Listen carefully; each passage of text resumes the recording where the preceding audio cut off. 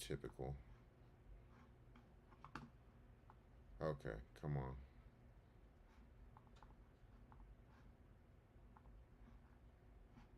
There we go. There we go. All right. We're live, Instagram. Hell yeah. Let me fix this shit.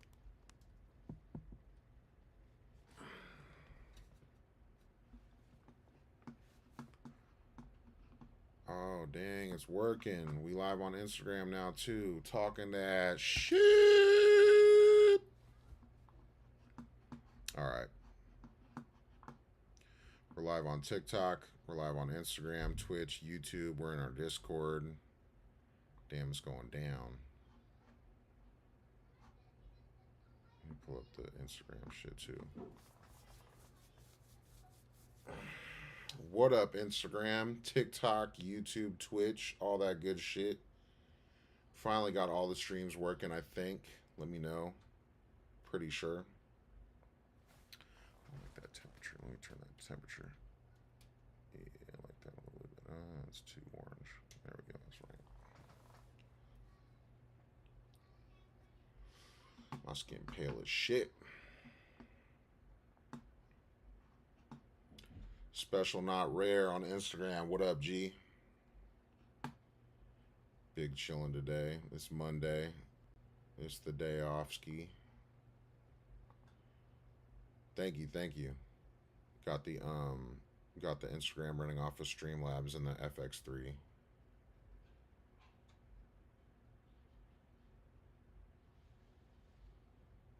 So everybody up to today on this beautiful Monday? It looks like we got like an atmospheric river headed towards us in Washington. Just thought I'd just get on here and talk some shit. What up, Uli? The Wolf of Pike Street, baby. We gotta change your name, dog. Change your name to the Wolf of Pike Street right now, bro. I think that's such a dope name. Uli, you be gaming or what? Unk for sure. I definitely am Unk though.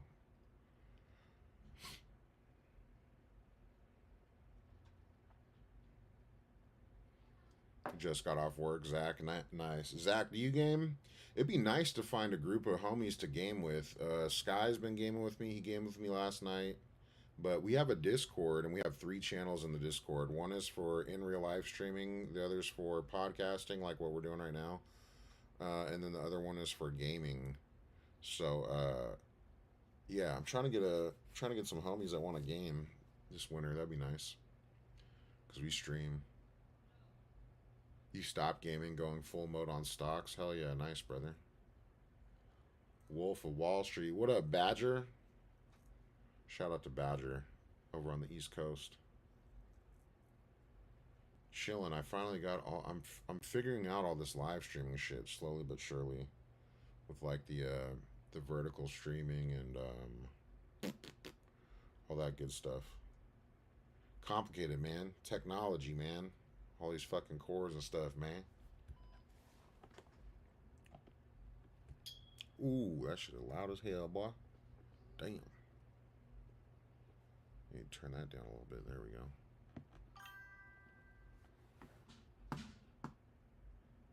Badger, what's going on? I hope you're having a good, decent holidays, brother. Amanda Squove, Priscilla Santos on YouTube. Looks like some bot shit. Blooms and balloons, florals. Streamlab better than OBS? I bought Streamlabs because of the multi streaming and being able to vertical like dual, like you can have a vertical and you could have a landscape. You can have both of those, dual output or whatever. I don't know. It seemed like Streamlabs is a little bit more stable and stuff like that. I was using OBS when we first started, and it was cool for a bit, and then at some point I just switched over to Streamlabs, and I just bought the shit because I thought it was going to be better. And in some ways it is. I think it's pretty dope.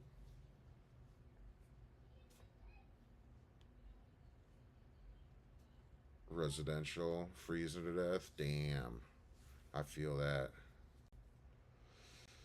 No, Streamlabs is pretty dope though. But I'm paying for like the premium version or whatever. It's like a couple $100 every for like a year or two or some shit like that. I don't know. But you get multi streaming, so you can stream to all the platforms. You can stream vertical and horizontal. You could probably do that stuff. I don't know if you could do that stuff on OBS. I think you can maybe, but it takes a little bit more technical knowledge. I think Streamlabs is supposed to be a little bit easier, but yeah, so we're using Streamlabs for everything except for TikTok. TikTok Studio came out on MacBook not that long ago, so that's how we're finally able to stream on the nice camera on TikTok.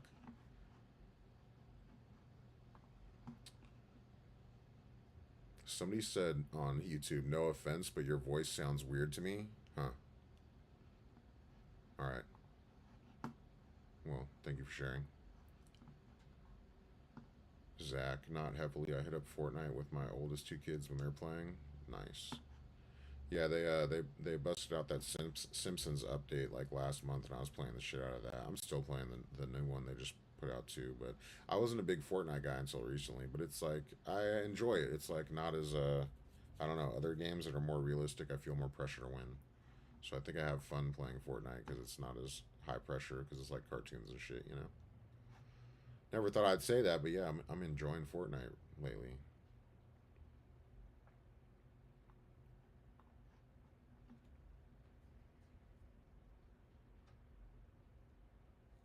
Hey, no problem. Yeah, but I was using OBS before this. Nothing wrong with it. And before for we really blew up on TikTok too. We This is our second account on TikTok. Our first one got shut down for fighting and stuff like that. So like I said, this is our second TikTok account. The second time we've blown up on there, but we blew up really from the live streaming and people watching us work at busy nightclubs and bars and stuff. So, but yeah, the stream definitely has improved, and it's cost money. That's for sure. You got to invest. Bro got that audio before bed voice. Don't listen to the haters. That's funny. Most people tell me they like my voice. Tori Weber said, "Yeah, you're welcome" in caps. That's funny. It is what it is. Yeah, most people like my voice. It's weird. Special, not rare. That's how you found us. Yep, yep. Yeah, the live streaming definitely has gone hard, and it's helped us out a lot for sure. Man, we've been thinking about moving, chat. I'm not gonna lie. Well, we have to move. My lease is up here in January, and so we're moving. But we've been thinking about where we're gonna move. Are we gonna stay in Seattle? Or are we gonna move to another city? Been debating it tough, man. The two cities I'm really, I mean, the three places I'm looking at outside of Seattle would be Las Vegas, Phoenix, or Southeast Florida. We lived in Boynton Beach, Florida before, and we loved it. Um, and I have connections in all three places, but I have more connections in Vegas and in Florida. But yeah, chat. What do you guys think about that? Now I have a wife and three kids, all girls, and they're younger. What do you guys think about us moving to those out of those three places, or I guess four? So Seattle and those three cities. What would you guys think about that? Lechero, if I ever get famous. You want me to narrate every movie you're in? Hell yeah, brother. Appreciate that, man. But yeah, what are the positives if anybody lives in these areas or knows of these areas? What are some of the positives and negatives of living in places like Las Vegas, Phoenix, or well, I've lived in Florida already, so I know that one. What would be the positive and negatives of living in a place like Vegas or Phoenix for a family specifically? Now I know it'd be okay for security. There's action out there, right? But for a family, I want to know like what it's like. You know what I'm saying? Vegas is dying. Yeah, that's all I've heard too. I've heard.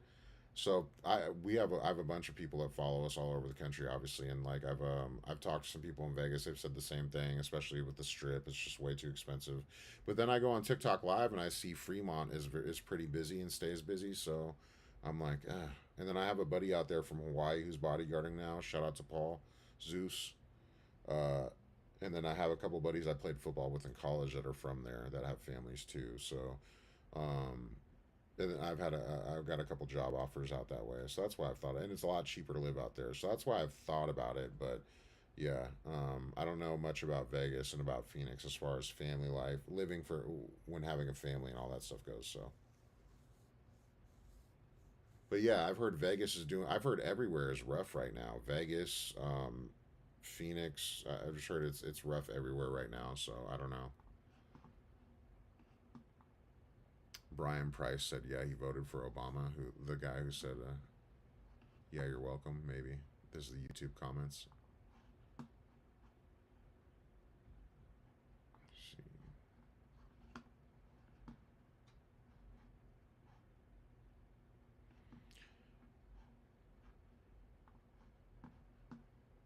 Yeah, I don't know.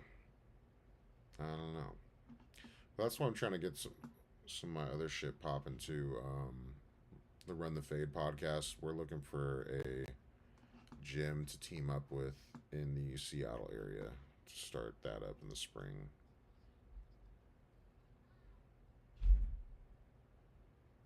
You've heard good things about family life in Phoenix.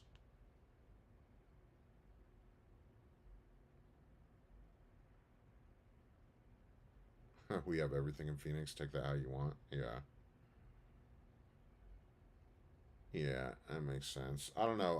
I'm a little bit on the fence about living in the desert. I don't want to live in the desert. I'm gonna be real with you. We've always lived. I'm from Seattle, so I've always been around some kind of water and ocean. And that's why I like Florida too. But it's really it's tropical out there. It's totally different. But I love being by the water, man. Yo, where the torta at? Plotano, what's up, bro? Shit, I don't know. I don't know a damn thing about them tortas. I'm chilling at home.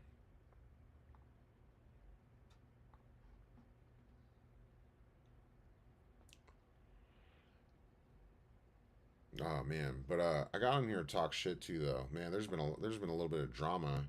You know what's funny, dude? Is you know what's awesome is how popular boxing has been getting, even among streamers, right? Like when Speed came up here to work, to do his tour thing.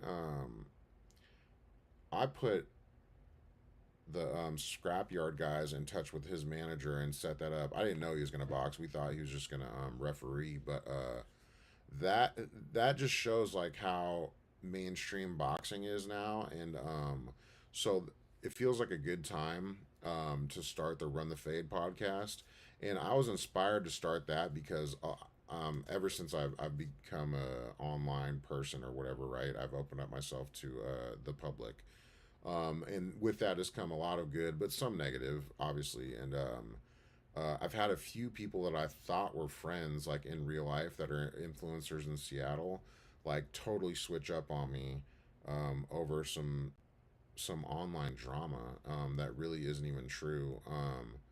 And so these same people I asked to talk to me in front of a camera, like to live stream and have a conversation instead of like throwing stones and running away type shit. I don't know. People in Seattle are super passive aggressive, though. Super passive aggressive. But anyways, as you can see, boxing is becoming very popular, and debating is also very popular, right? And a lot of people online have opinions. So, Run the Fade podcast. The concept behind that is that we get two people to sit at a table across from each other, and they debate on various divisive subjects. Whether you have a personal beef or whether you guys disagree about, let's say, one person thinks abortion is healthcare, the other person thinks abortion is murder. I want people to sit at a table and debate for like 5 or 10 minutes, and then after that, go into a boxing ring and box for three 1 minute rounds. Even one 1 minute round is fine if they're really not about it or whatever. But that's the concept for Run the Fade podcast, and I've called out I think three other security guards now in Seattle that are all big guys. None of them are little by any means. That have done me wrong in the past to go on the Run the Fade podcast. They're all scared, bro. And and what I was touching on people talking shit earlier, it's like Cortese, I guess, has been me. I've been going back and forth with him online a little bit because he's one of the people that when all this drama unfolded online, he was like, "We can't be friends anymore." In some Instagram DMs, I was like, "Bro, we've been homies for like way over a year. What are you talking about?" And he knew my positions too, well before this online thing happened. And I was like, "Why can't we just talk on live, like in front of a camera, like normal human beings, about this?" And he basically was like, "No, the Latin people mean too much to me, blah blah blah, or whatever, whatever." And that's like our main argument, our main disagreement here, with me and some of these people is like, I'm just really pro America, super pro America, obviously American bouncers, right? And I'm American, and I'm just pro America. So I don't I rub people the wrong way that are super hardcore about their group, whether it's like Black Lives Matter or Latinos or gay people or whatever. Everybody there's a lot of people, especially in Seattle, that champion their group above everybody else. Like their group has to get special privileges. They need special recognition. They need special treatment, and their lives matter than everybody else's lives. And there's a lot of people in Seattle that act like that, and it pisses me off because as an American, I want all Americans to win, right? And that includes every skin color and every ethnicity that is American, right? And there's a lot of people in Seattle that are just like super pro Latino or super pro black or whatever, whatever. And they're so pro that they're like anti white. You know what I'm saying? And half of me is white, the other half of me is Native American and Mexican. And so because I'm presenting as white, people will come at me and be like, yeah, he's a racist or whatever, whatever. Hold on. You gotta push it up, babe. Hi. Hello. What are you doing? I just want to see Mommy. Oh, you just want to see Mommy? Sorry, she went to go get Sissy? Oh. My bad, y'all. But people are just dumb. But me and that dude were homies for like a year. What? This. Ouch. What happened? You got bruises? No, this is a bug bite. Ow. One has one too right here. Ouchie. Three of us have one bug bites right here. Mm-hmm. I think a mosquito come to mosquito come. I think he could be a bug. Oh yeah. I'm talking to the whole internet right now. Okay. See you later, Daddy. Yeah, so anyways, so yeah, me and this dude were homies, and then there was a big falling out, and he was like saying I'm not a friend of the Latin community, all this bullshit, and I felt like him not talking to me and like being willing to like just treat me like a man and speak to me. He was more afraid of like damaging his image or whatever, than not being at culture and live streaming anymore. It added to that.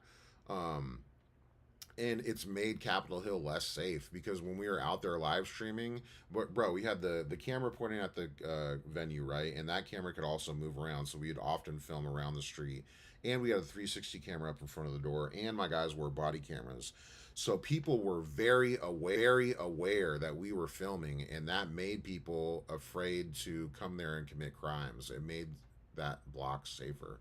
So when Cortese made the decision to like be like fuck you and try to cancel me or whatever, he effectively helped get us off the block, and he helped make the neighborhood less safe. And I think he should definitely he has a role to play in that.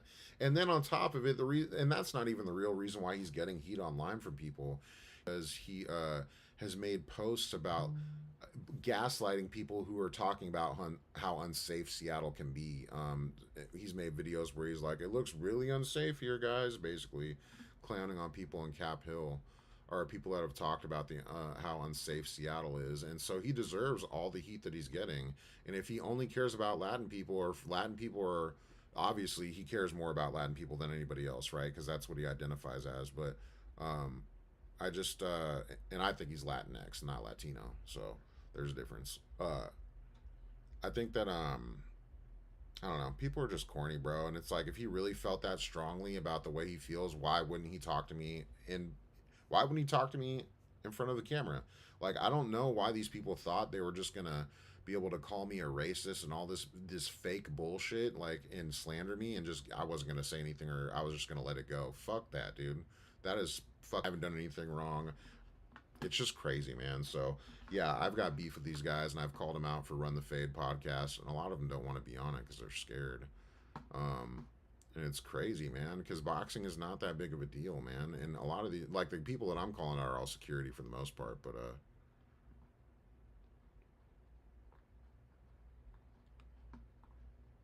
thanks, Michelle. Thanks, Guy. That was Willow. New. I'm talking about that right now. Matter of fact, talking about that right now. Hold on. The my damn Instagram though is tripping. My Instagram is lagging. Refresh it.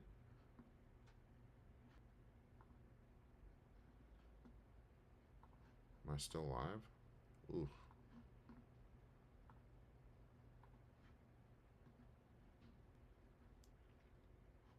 I don't know what's going on with Instagram. It's just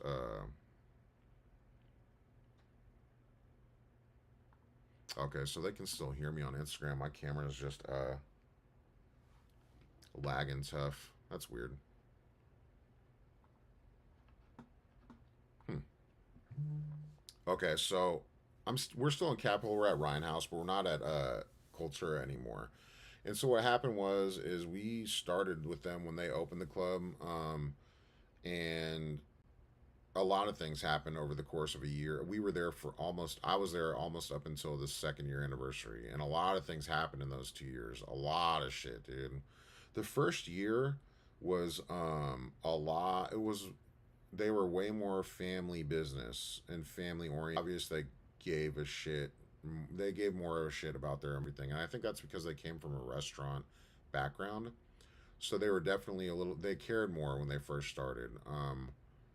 And I don't know. I think after Osmar committed suicide, um, everything changed after that point. That shit was really fucking raw. Osmar committed suicide in like March. It was like March 20th of 2024, and he lived in an apartment right next door to the club, and he worked for me um, at the nightclub, and he had come up to me like he'd come up to me and started talking to me Saturday night before we found him on the following Wednesday, or I found him on the following Wednesday, and he had like this look in his eyes, like I could tell he was depressed, obviously, and towards the end of the night, he walked up to me and he had his walkie talkie and his earpiece wrapped up, and he handed it to me and he said, "I'm done." Like he just literally had this dead, like this 1,000 mile stare in his eyes. He just said, "I'm done." And I knew exactly what he meant when he came up to me and he said that. And we were really busy at the time, and I was like, "Osmar, if you need to take a break, bro, please just take a break. 10, 20 minutes. I don't care. Night's almost over. We're chilling, bro. Just come outside, relax for a minute, whatever, whatever." I was like, just chill, man.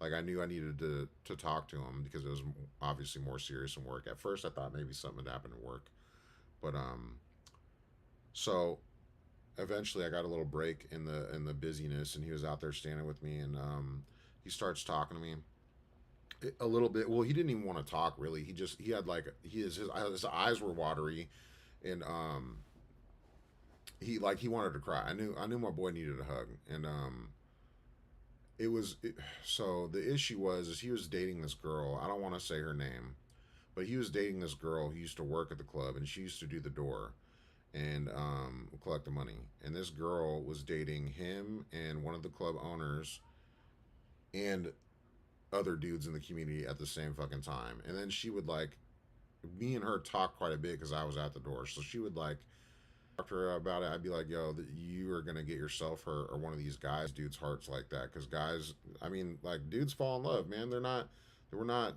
machines, right? Um, and so that always bothered me. And he was wrapped up in that love triangle situation with this girl, and I knew that had a huge role. And when he came outside and we finally started talking, looking dude,